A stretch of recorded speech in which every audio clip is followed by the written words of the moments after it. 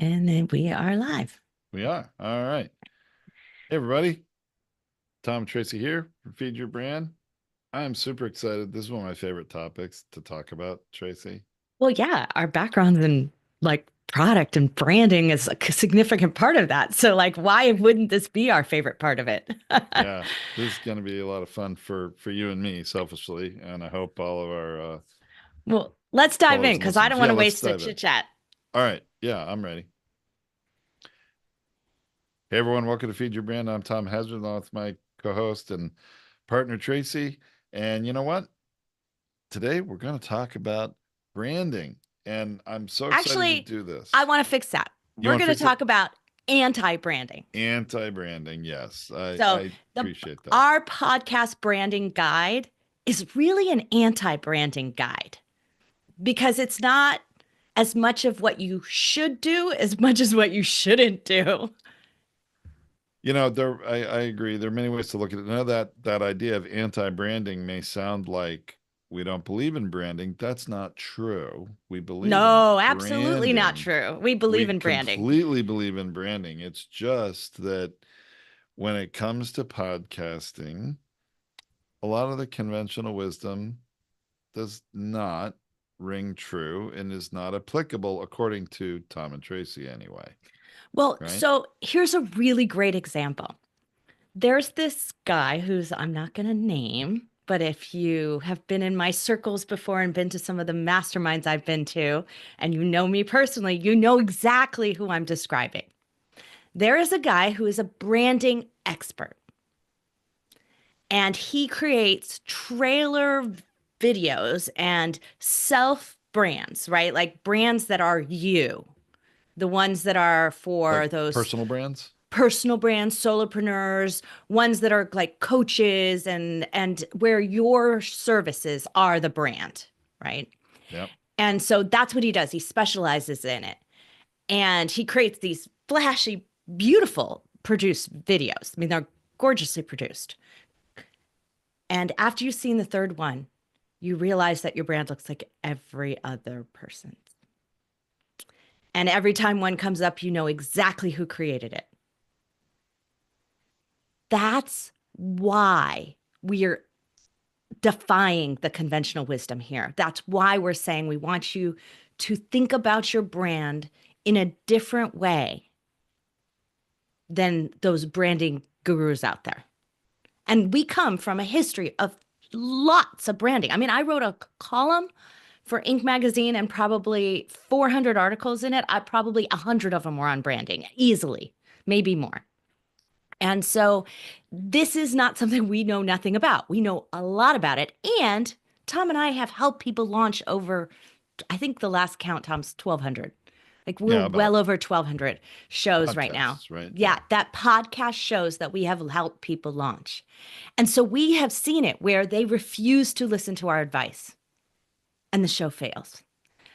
I can tell sometimes when I do a binge factor, for the most part, before I even listen to an episode, I can tell whether or not someone's going to fail, whether or not they'll pod fade before they get to 100 episodes. Keep that in mind.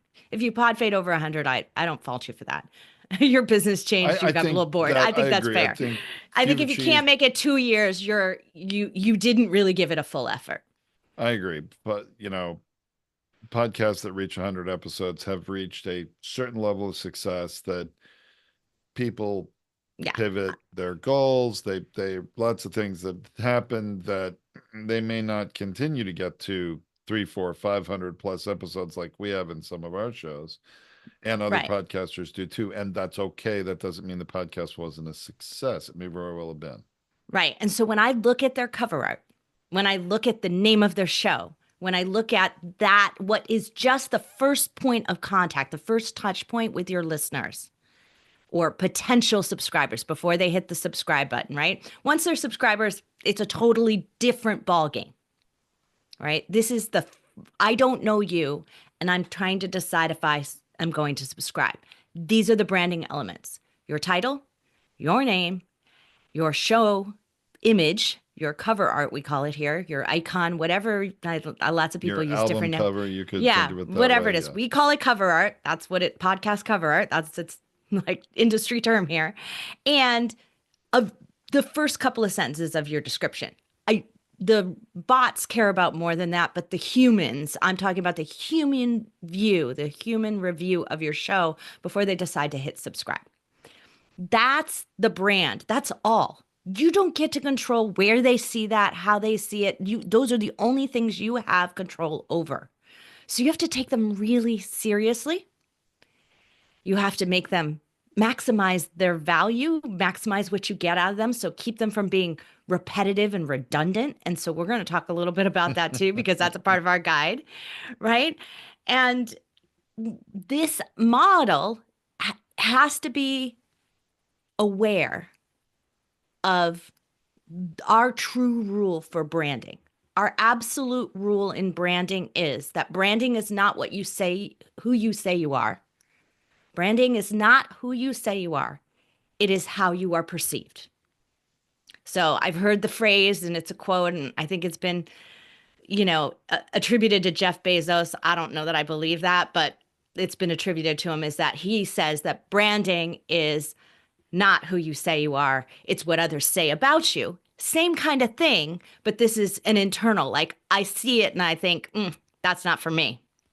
I've X'd you off my list, right? That's the perception that I'm talking about. It doesn't matter what you say about you. If it's not matched to what I'm looking for, it's not going to happen in the podcasting world because it's not push media. It's pull. I have to choose to subscribe. That is the thing that I think is one of the most, you know, well, one of the biggest rookie errors in podcasting, really, new podcasters, especially when they think differently about that. They don't realize you're asking people to spend their time with you, to opt into you It's more and your valuable show. than your money. Absolutely. I'm absolutely know that for sure because I will give money before I give time any day of the week. So your most valuable listeners believe that.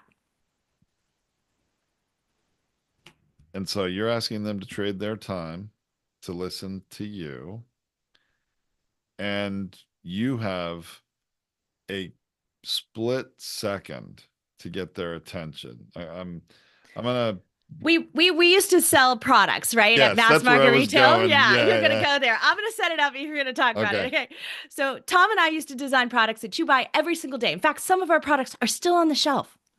So you can walk down the Target, Walmart, places like that, Costco, and see our stuff. And that in and of itself, that brand has to resonate. We only were in charge of the product, not always the brand. So the product and the brand have to resonate and come through that shelf. What happens, Tom, when someone's walking down that aisle? You have to realize what happens at retail. And really, Tracy, it is a great parallel to what happens when people are browsing and searching for what to Scrolling. listen to, scrolling to what to listen to, okay, in their podcast app, even on YouTube. But we're more specifically talking about in the podcast apps for your audio. Same thing in retail. You walk down an aisle.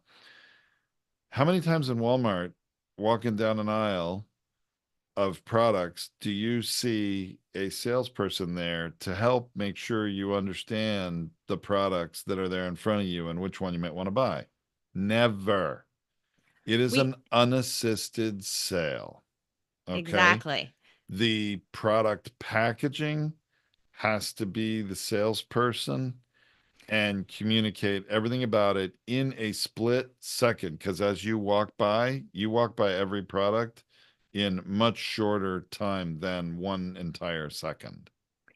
And all that busyness around it, the lighting, the signage, the holiday, The whatever, noise. the noise is all there. So it's not any different than the digital noise that we're all seeing on our feeds right now.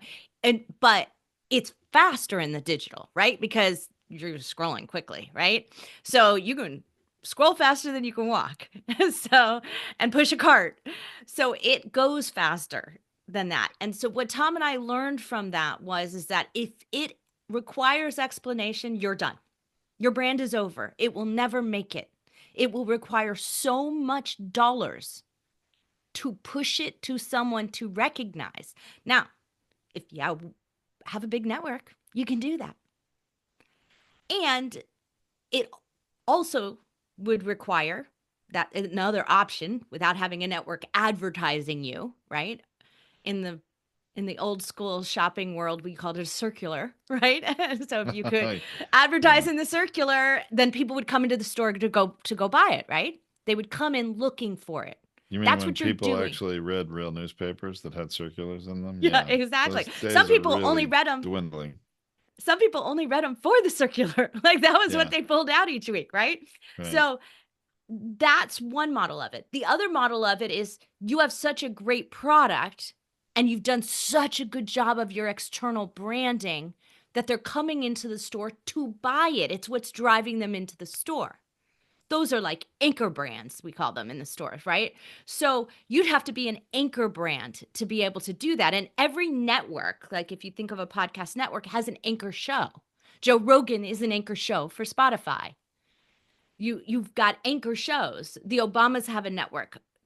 There's an anchor show on that is driving it, but it's really the Obamas' reputation that is driving it. It has nothing to do with any of the shows that are on it. It's their reputation driving everyone to the network. That's the idea. So these networks have to buy an anchor and have to spend money to get all the visibility for all the other ancillary products, or in this case, ancillary shows, right? Right. Well, most of us independent podcasters are not part of a network and there is no anchor brand. And so, really, while we all should be promoting our shows on social media, raising awareness of it, there's a limited amount of people you're going to reach, how many people you're connected with, how many of the people you're connected with are really going to share it. Most of them are just going to like it and not necessarily share it. So you're not necessarily reaching all of their followers either. Now, you have some people that are influential and are willing to share. Wonderful. That's great. So that's kind of like the circular that But would it's a bring people in. slow burn, Right. right? Very And slow. that's why I can identify someone based on their cover art and go, they're not going to be patient for the slow burn. And that's the number one thing that Tom and I find. And this is why it's a part. It goes against, remember when I was telling you about that branding expert who made it all about this personal brand? Those personal brand rules are huge failures in the independent podcast industry. If you make the brand and the show all about you and you're not Joe Rogan, you're done. You You're don't done even, before you start. not even Joe Rogan. I mean, if you're not ever, I mean, look, Joe Rogan's a unicorn. He succeeded, and if you try to repeat what he's done, nobody would be able to do that today. Times change and things change. But even if you're not even in your industry, if you're not a standout star who is well known in your industry, then everything we're talking about today applies to you. You will fail if you make the branding all about you and But not what's in it for the listener to trade their time but I think you to even listen. need to be careful if that's who you are in the industry too, because there are a lot of people who are going to eat your lunch, right? They are absolutely chomping at the bit to take your spot. And there's a perception when you put the brand all about you that it doesn't have anything beyond that. So it hurts you in terms of guests who want to appear on your show. All they want is that trade of name recognition. So it's not a give and take, it's a take. So you lose every which way when you go down that road in an independent podcast world because you're doing this to get to people who don't know you yet. You're doing this to get to people who are new to the industry, to your niche, to your area, and you want to be the first point of contact for them. The ones who are out there searching at 2 a.m. because they're suffering and they need help. That's who you want to be in this world because once you get in their ear, and they binge on your show, you are the only expert they're going to trust. That's what we're all out there looking for. But if my first perception as I go into the app and start searching is that it's the Tracy show and the Tom show, I know you're not there for me. There's a reason our faces are not on our cover art. There's a reason it's not the Tracy and Tom show or the Tom and Tracy show. It's Feed Your Brand. That's the name of the show. And honestly, the name itself, while we probably have a lot of differing opinions on the name of the show and some fun things to talk about there, but a lot of ways the name is secondary to this experience because if people have already heard your name, seen it on social media, that's great. You won the battle. They know the name of your show. They can find it if they want to. You want to attract people to your show who are searching on their needs, their interests, topics, subjects they want to listen to, and have them find your show. And then when your show comes up, you've got to hook them. And you have a split second to do it because there's 20 other cover arts that come up in that search right there at the top competing with yours. So And why show are they going to names, right? select yours? Show names and cover arts, but human brain responds to visuals, images, and graphics faster than they read words and interpret them. So this is why cover art is so important. That's right. And so there are three things that are a component of your brand in the podcast branding space. I'm being really specific here. Remember, this is a podcast branding guide, not a general branding guide, not a product branding guide, not a website branding guide. Like it's just different here, right? We're talking about podcast branding. And just to put a huge red flag here, context is incredibly important here. That's why what Tracy's saying here, that context is your podcast branding within the podcast listening apps. This is critical. Right. And this is what Tom and I learned from designing all those products at mass market retail, right? If they're going to be on the aisle, this is where it is. If they're going to be on a showroom floor, it's a different model. If they're going to be sold in a catalog, it can be a different brand, a different product, even, and have different features. If it's you send out an email, you do what we, in the old school, we do like the whole commercial, right?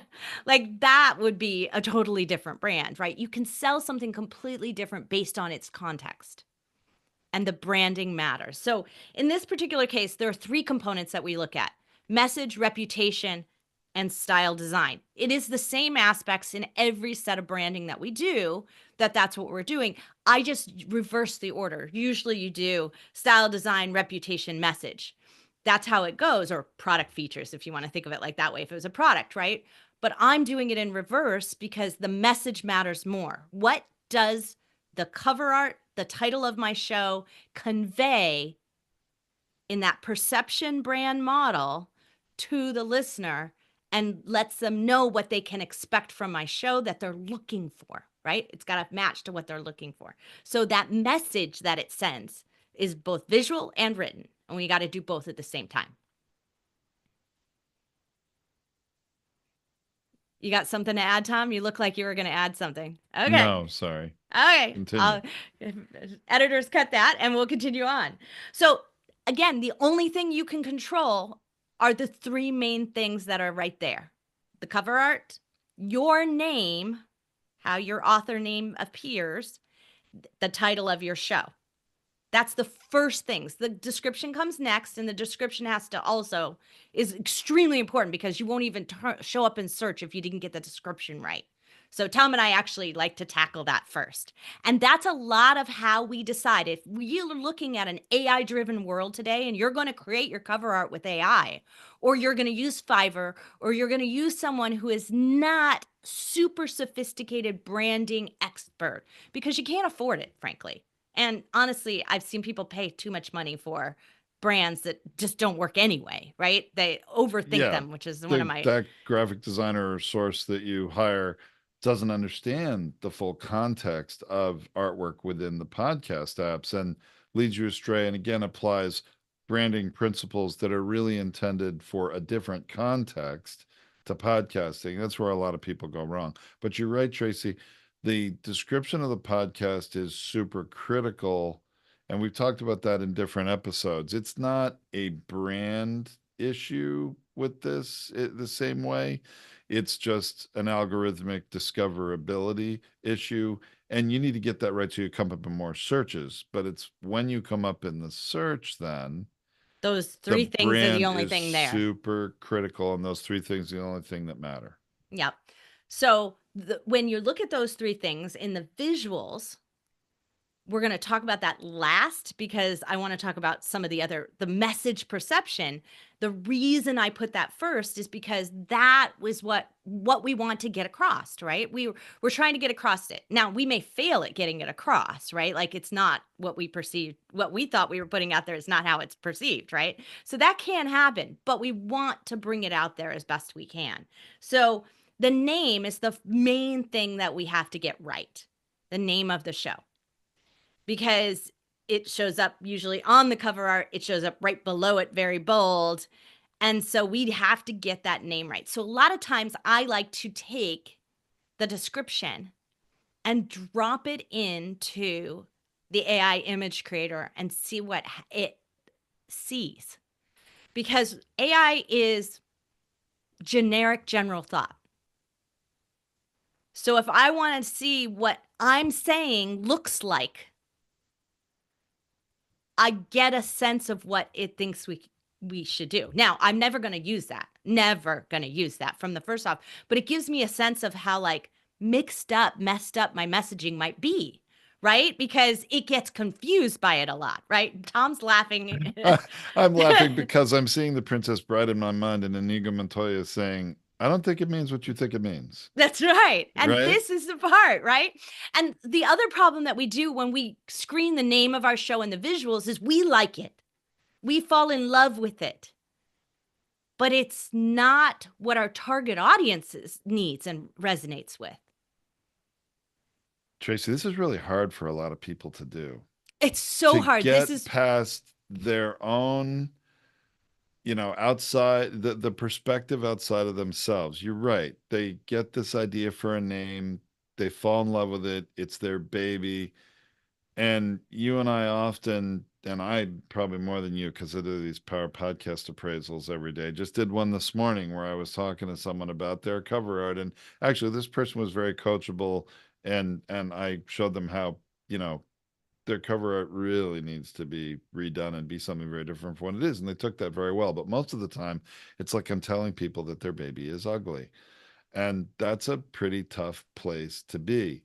Who is it? Bernie Dorman always used to say people are in love with their dolphin, right? And I know that's not going to mean a lot to people who don't know him, but it really is just about people getting attached to something and being unwilling to be truly open to consider something else that might work a lot better for what you're trying to accomplish.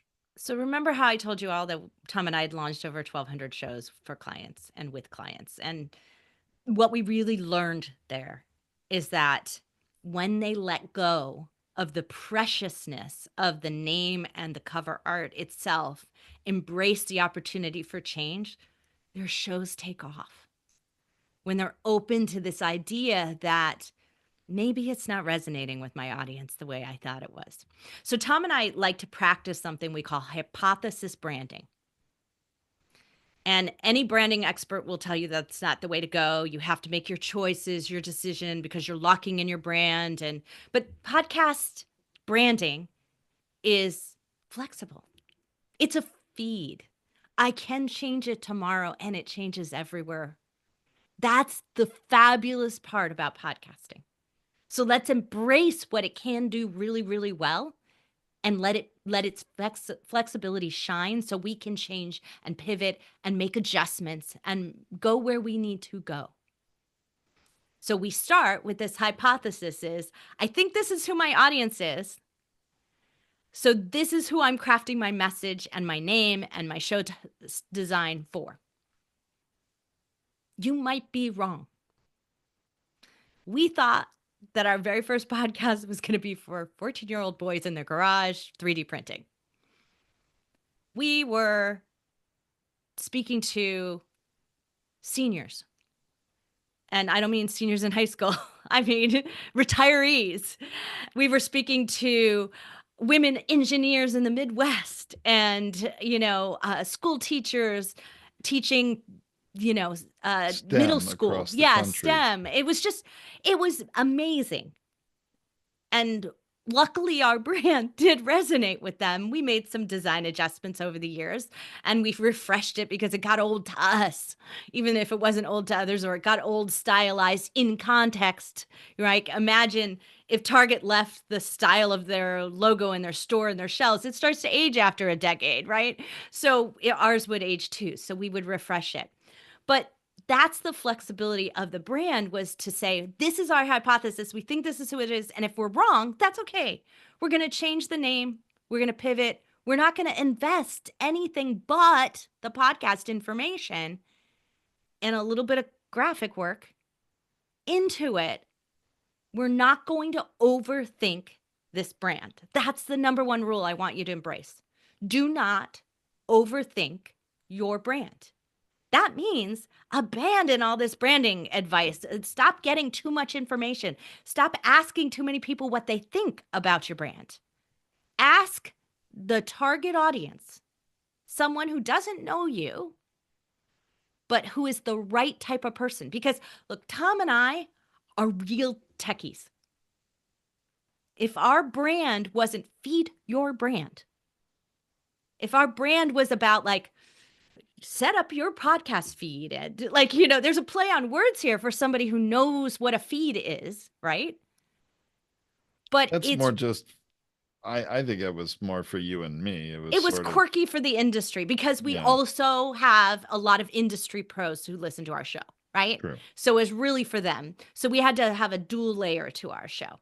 But the reality is everything we were doing was out there for someone who didn't understand all the technical things that were going to be required of them podcasting. Because if we did have a show that was about that, the only type of people we would attract would be people who already could do this on their own, didn't need us. That's so often what I see in independent brands out there, is that they go for who they are because they go for this personal branding of who they are, not what they represent to the person they help.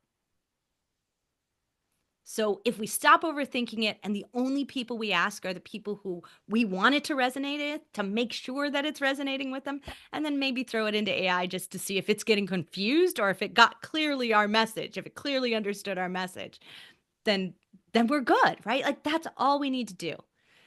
Think about, I know there's some people even in the podcast industry who talk about starting ugly. Some of us aren't comfortable with ugly. I put my lipstick on before we do our show. I'm not comfortable leaving the house without that. That's okay if that's who you are. But what starting ugly really means is be raw and unfiltered and then refine. That's what that means. It doesn't mean be gross. Like, right? It doesn't mean that you don't have to put any effort into it. It just means you don't have to be perfect. Authentic versus perfection. Authentic will win every time. And Perfection's hard to sustain. we see way too many people who try to make it perfect, and they have this aspiration to launch a podcast, and because they feel it's not perfect, they stay in this place of permanent potential, and 2 years later they still don't have a show launched.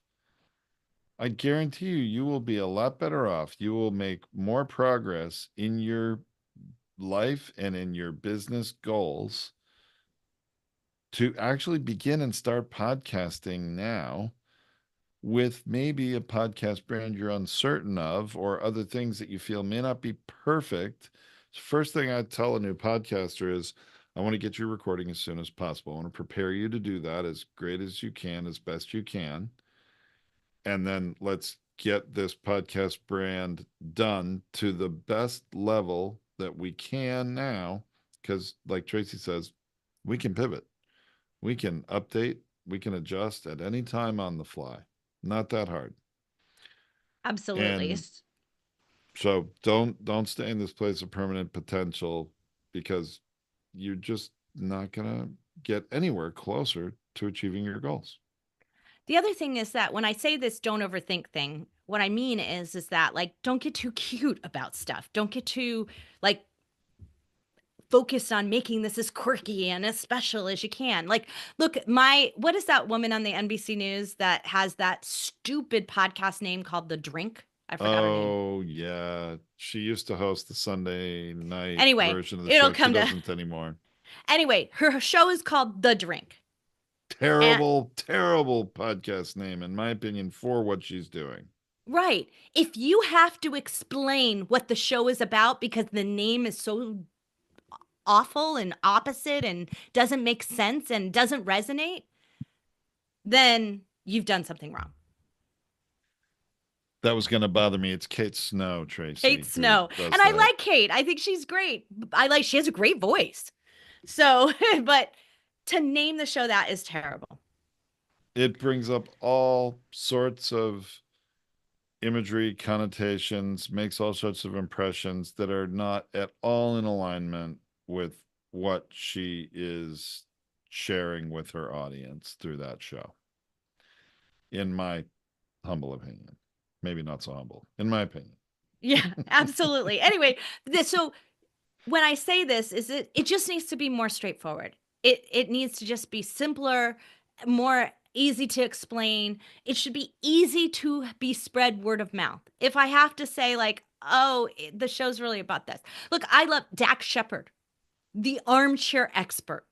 That says everything right there as to what you're going to get from the show. It gives you kind of his personality in it. Like it gives you so much about what it is. It's like the guy kicking back in his lazy boy going, "Yeah, I'm an expert in everything. I'm going to give you my opinion on it all."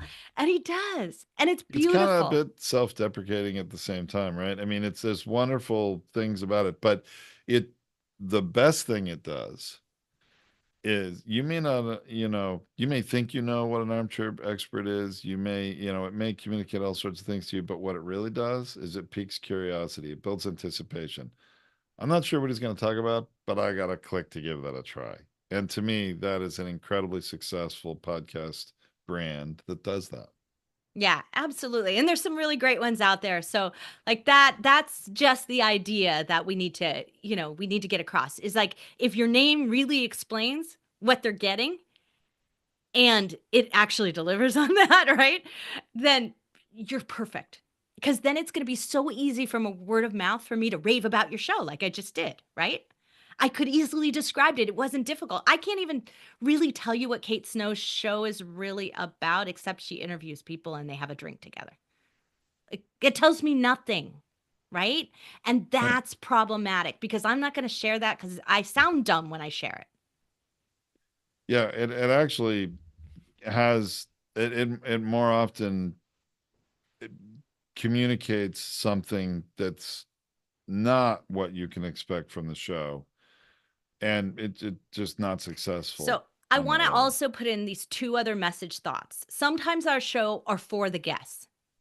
We have shows where the whole point is to have really great guests because the guest association, the guest sharing it. We want premium guests. We want to attract celebrity guests. We have to be careful of the name of our show that it doesn't turn them off, that it's not worth them sharing. So like if I don't want to be associated with that show name, it's done. So it has to be of value to that type of level of pro person, right? Like I'm not going to go on a starter podcast show except to talk to that audience. It does nothing for my brand. So you're not going to get me on that show unless you have an audience. And I know you won't.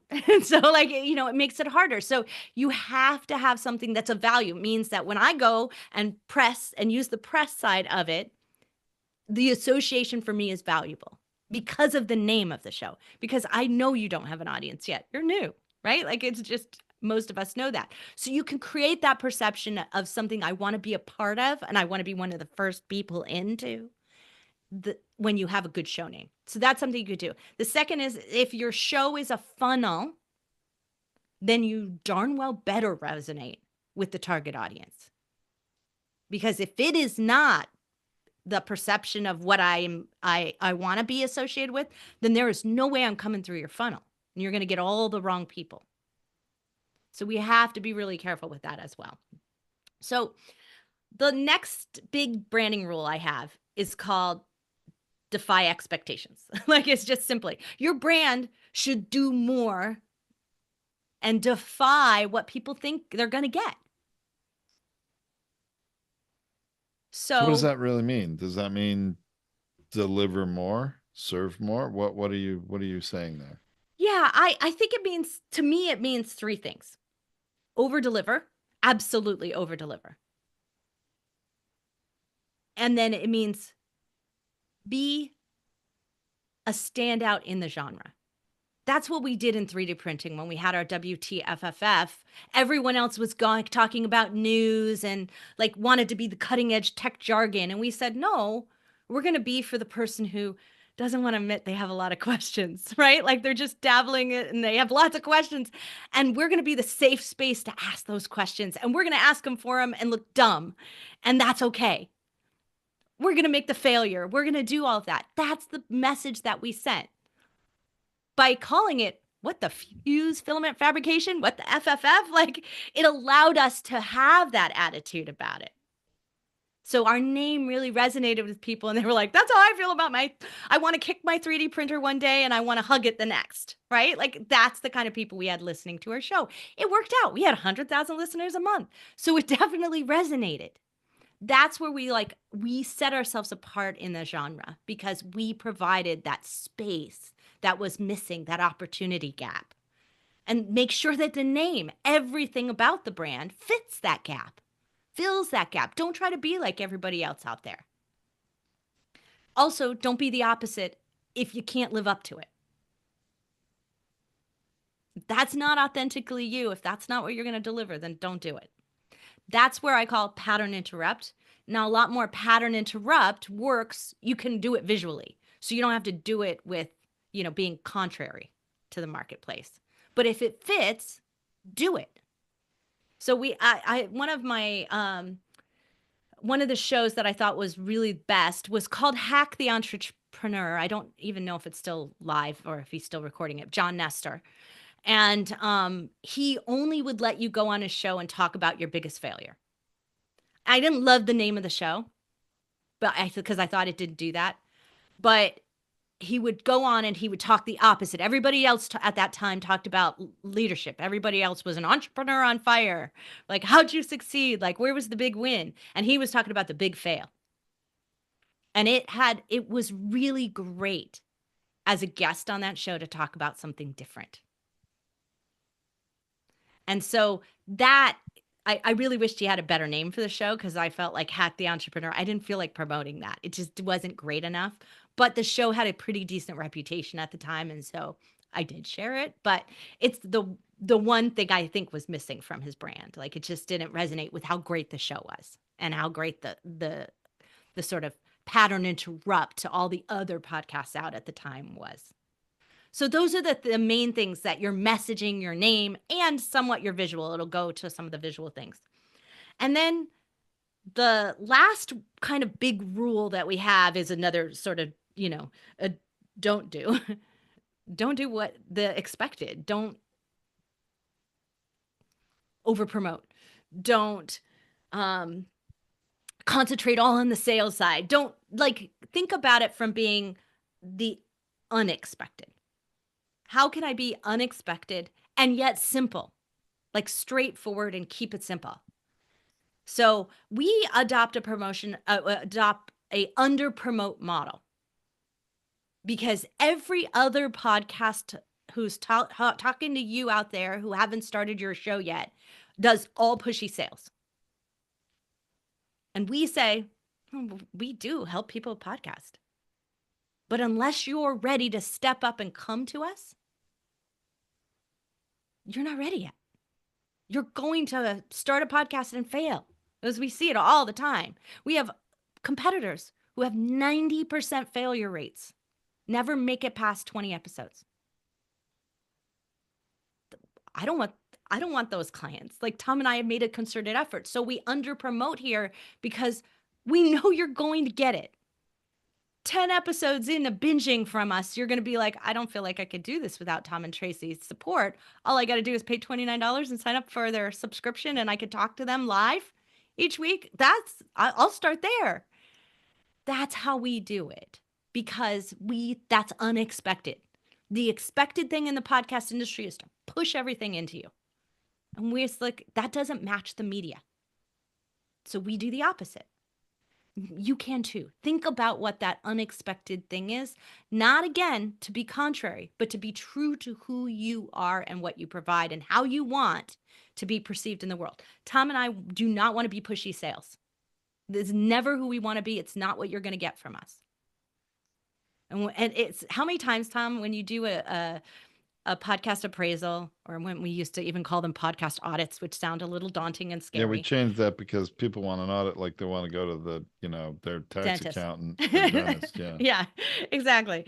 But either way, like how many times when you're in there, they'd be like, wow, you really didn't sell me. Like, Yeah, well, the thing is you have to serve first, and this is true, I believe, of a great independent podcast. You need to serve first and earn the right to sell.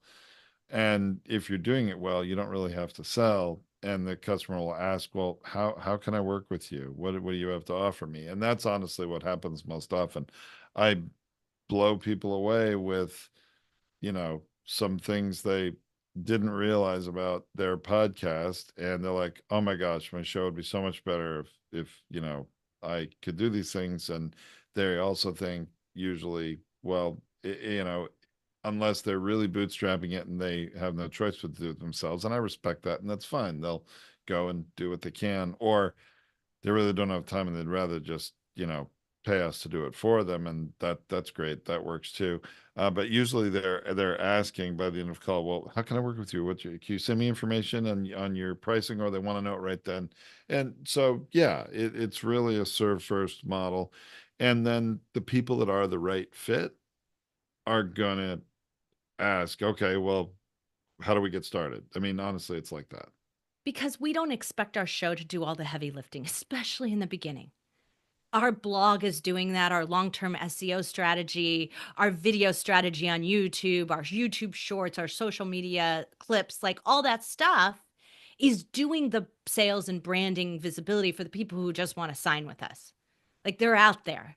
That the content is a means to a sale out there, but the show itself is service. Right.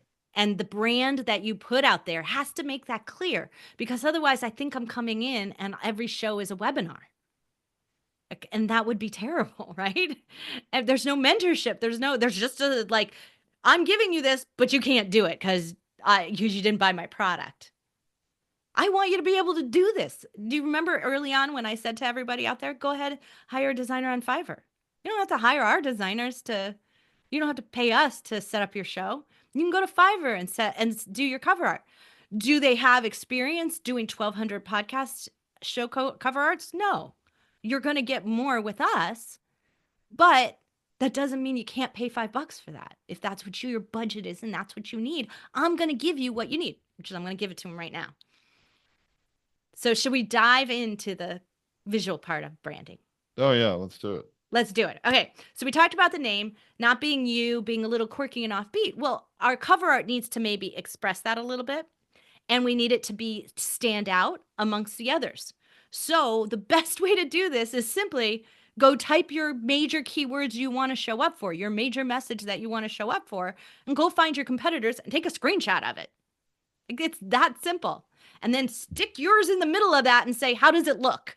Like, that's how you're going to judge your cover art. How does it look next to everybody else? How does it look on the shelf? This is our model for it. That's how we used to actually map our products and lay them out on the shelf in digital format, way, way, way beyond before we ever made the product, before we even made a prototype.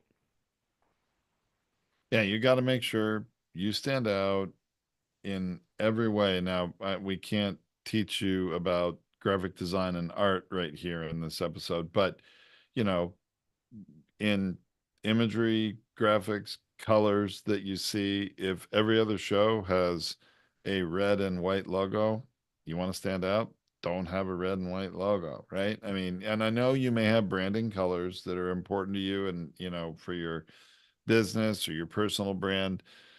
Obviously, you have to make some choices and some decisions here, but your podcast does not have to necessarily be identical to everything in your brand guidelines if you have them. Your podcast can be an ingredient of your brand. It can be a little different. And by the way, this exercise we're telling you to do, it's not just for you people starting a new podcast. It's for, we used to do it every year because guess what? The logo for this show used to be black and green. And then one of our other competitive podcasts in our space came out with a black and green logo. And we're like, all right, time to pivot. And we chose some new colors and redid our, cover art. We've redone it 4 times at least in the history of this show, I think. Yep, and we're gonna redo it again next year. So, I mean, it's Awesome. just gonna happen, right? The Binge Factor's going through its rebrand first, so it'll happen in January. Actually, it's already starting. You can see little pieces of it filtering through if you're catching December's shows. The thing about the visuals are that there are a few graphic rules that do not apply to normal graphic rules. And that's again why, if you don't get somebody who knows what they're doing in the podcast branding space, you have to provide the guidelines. And that's why I'm telling you screenshot the ones that look the best and screenshot your genre so that you have something to provide them to give them that context because they're not going to go out and research it. They're only spending $5 worth of time on it. So, for those of you who go into Canva and then go like podcast cover art, like I've seen it happen, like, and then they like, oh, change this and make my picture here and do this. That's where you're going to get the you brand. Like it will be always that. It'll be a picture of you. That's what they provide up there. It looks like everybody else's. So be careful with that. Make changes. You can start from a template. You can use a template to give you ideas. Make sure it's going to resonate in your space and make sure you make enough changes to make it work.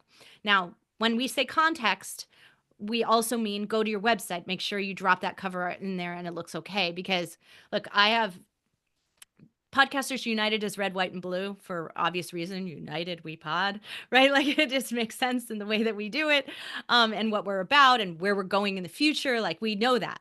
Luckily, the Binge Factor is predominantly red, white, and blue. It's red, white, black, and blue, but it's close enough. It's just a slightly different blue. And so, even with the changes we're going to make, I still have to make sure that it looks good on that website. So I can't make the blues start to conflict with each other. So I might need to make some adjustments to what I think to make sure it still fits the website, but it still stands out in contrast against it so that it stands out there as not being a corporate brand. And so that matters as well. And then making sure that you are thinking about the background color, imagery that are underneath it. Some people just go straight for the words and a color. That's okay too. I prefer a little bit of depth to it. So if you want that style, what I recommend is you take the background image and then colorize it the color that you want. Make it all like shades of orange or something like that, or shades of gray, whatever it is that you want it to be, and then put your words on top of it. The words need to be the most impactful. They need to stand out. They need to be look good and readable at a half an inch. Yeah, I tend to like cover arts that have a little more graphic design behind the words and or an image that is in alignment with what the show is about. But yes, I agree with your suggestions there, Tracy.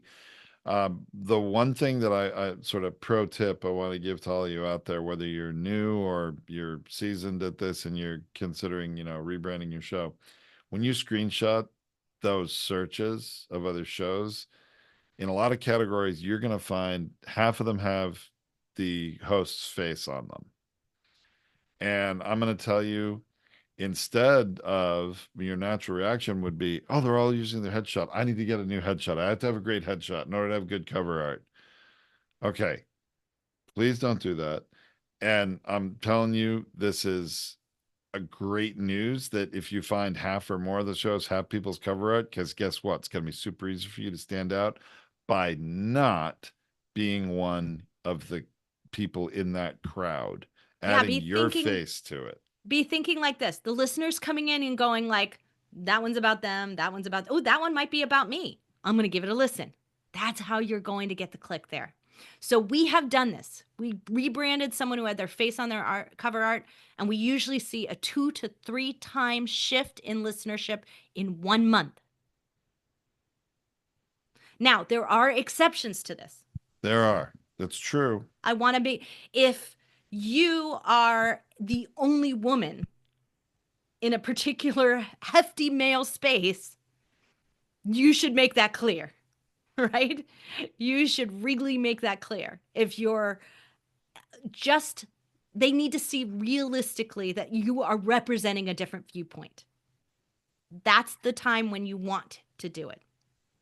And so I say that because I will get messages from some of the clients we advised to do it. It's like, should I change? No, if we advised you to do it, keep it the way that it is, because there was a reason for it in the marketplace. Because you were that contrary view had to do with making sure that people know what you looked like because they could identify with you, because your audience is identifying with you. That makes it happen. The other thing is that nowadays, another context issue is that the backgrounds flip between black and white. You cannot control it. It used to be that the podcast apps were all white backgrounds. And then they were all black backgrounds if you went to Spotify. And now they flip back and forth depending on the user. Like my phone actually flips back and forth between day and night. Like it's white during the day and black at night. So like the backgrounds on the apps, everything changes. So we do not recommend a black or white cover art without a colored stripe around the outside. And lots of branding people, I hate that. They're like, oh my God, you want me to put an outline? They're like, yes, we want you to put an outline around your, because what happens is that if the background's white and you were looking at feed your brand over Tom's shoulder, Tom, point to that one and say something. So you, This one here, feed your brand. yep. So the feed your brand part would be diminutive. It would be smaller than everything else because all the white would blend into the background that's part of the app. And the only things that would be standing out are the words. Now, we chose to do that on purpose. There is a blue outline around it on the app. So just so you know that. So it's not in the image that Tom has there because it's a photo frame. But but in the But actual that's the square, essence of it, the middle of that's the it. essence of it, the That's middle of it. the logos and the stuff in So it. Yeah. so if your background's black and it's black background of the rest of the app, your icon is smaller than everyone else's. It's an optical illusion a bit, but it makes it look smaller than the others, and that hurts you, I believe. Yeah, so I rarely, there's specific reasons why we went with a white background and what we're doing here, and next year we're going to change it up. We were doing some tests when we were doing this. But for the most part, most of you need to have a color contrast to white and black. I just recommend staying away from it unless it's essential to the message you're trying to send. Such as you want to send your cover art as like an image in black and white, like a black and white photograph, then it shouldn't be so black that it blends into the background or so white that it blends in the background. So it's good. The other thing is remember that readability. Do not put the word podcast. Do not put a podcast icon. I rarely. Oh my gosh. Please don't put a microphone on your cover art. Yeah, don't. But Please, yeah, don't. please. Holy So mackerel.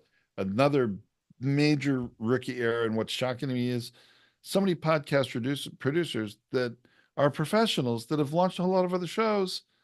They will tell you, put a microphone on it and put your cover on it. And those are the two biggest mistakes, quite honestly, especially the microphone. Remember what we said early on? I know this is a longer episode than usual. Obviously, we're really passionate about this stuff. And so I hope you're getting something good out of this, but context is important. Obviously, this is one of my pet peeves because I jumped right in here and I'm really being forceful about this. But people are viewing this in a podcast app. They know it's a podcast. You don't need to put a damn microphone on it for people to get that it's a podcast. Okay, sorry, rant over. So don't leave room for it either. Like that's what I want. It's like don't like I've seen people who do it a second version that they use out on social media, which is totally fine because on social media I don't know it's a podcast. But you could change because on social media your image is bigger, it fills the space, it fills the feed bigger. So you have more room, so you can shrink down your title a little bit, put the word podcast under it, And put a podcast icon in the corner. oh, Like, but do not leave space. Fill the space as much as you can with your title and your information. Now, you may not even want to on the podcast app. We're shifting to that in this next year. And our advice to most clients will be the same, but you do not have to change it if you've already got it out there. No one's making you. I'm taking our names off of our podcast cover art. I'm put because it is right below it in all the search engines and visuals. So our name is already there. But if I'm sharing it out on social, I want my name on it. Right. So, like, context two again, different. you're sharing something out in social and you want to have the word podcast on it because on Twitter, on LinkedIn, on Facebook or Instagram, they won't necessarily know it's a podcast necessarily unless you put the word podcast there. But in the podcast apps, you do not need the word podcast there. It's completely redundant, gets in the way, makes all the words end up being smaller. There's also a good tip, Tracy, about taking multiple words and having them in one line, right? Somebody's brand guide is going to say, hey, the words of this are always together. You never stack one on top of the other. You know what? I want you to consider breaking that brand guide rule right now because when you make it this really, this is the one this morning, Tracy, that I just had an appraisal with, had a very long name, all in one line, and it was so small in the large in the large square of cover art, you couldn't read the words when it's on a Yeah. phone. So transformation, entrepreneur, like all of those are Well, too but long. you can if If you have 2 3 words, you need to think of stacking them in 2 lines and making them larger so people can actually read the word. Yeah.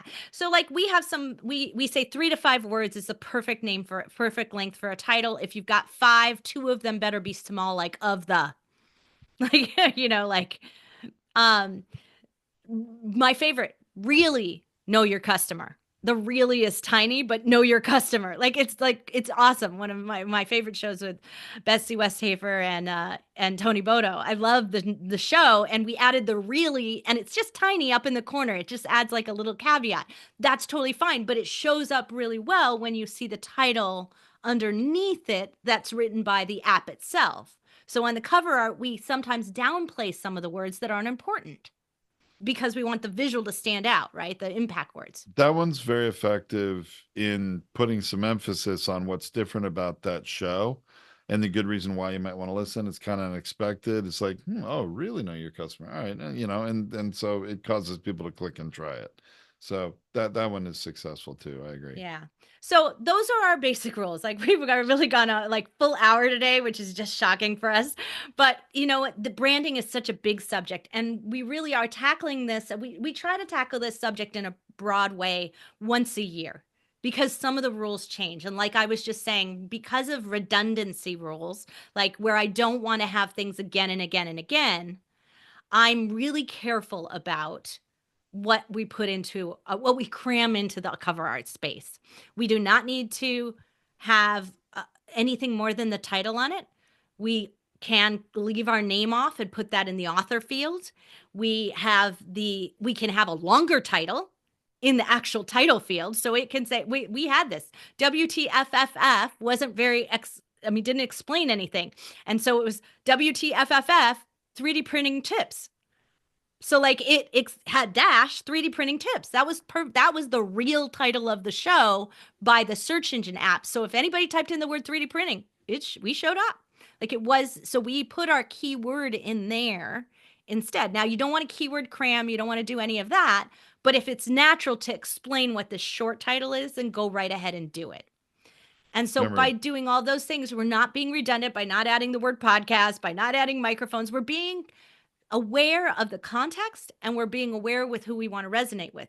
Now, that doesn't mean we don't have a second version of it that we use for sharing on social. We don't have but if it's easy to share, easy to say, easy to use, then more people are going to go out there and share it. And then so we really want to be clear about how and where we're using those pieces. When we're in the app, it's one particular context. the cover art is a hook.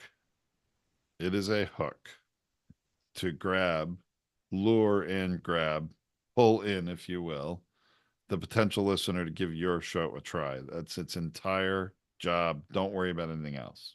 Yeah. So I hope this podcast branding guide's been really useful for you, especially as you rethink it. Do not be afraid to change your show. Do not be afraid to shift it. What I can tell you is that the people who do that always say to me, and I've done hundreds of episodes of The Binge Factor where people have shifted their show, and they will say to me, I wished I did it sooner. Of course. It's never a failure. If you know it's not working, it's not working. Right? Like you may not, if you're already aware that something's not right about it, like if you feel weird every time you say it, you don't even want to share it, or guests go like, well, what is that show about? Like, you know, when it's not working, you do know deep down. And if that's you, reflect a little here and say, you know what? There is no harm in my making changes. If you're going to fail, fail fast and pivot. If you're going to pivot, pivot fast, move on. Don't get stuck on it. Don't keep hoping it's going to get better. Hope is not a plan, it is not a strategy. You've got to take action. And yeah, I guess that's the best thing I can say about this. Well, let's end this very long episode right now. And thank you, everyone, for listening. I am excited to see what you do out there. I really hope that more and more people embrace podcasting for what it can do, which is present your message to the world in a way that helps someone help themselves and want them to come back, listen to everything you have, and buy everything you have to sell. We'll drop the mic there. We'll go to the outro from there. All right. Well, All thanks right. everyone on the live stream. For those of you who are waiting in our Zoom, we'll stick around a little longer and answer some questions. So thanks everyone. I do not know how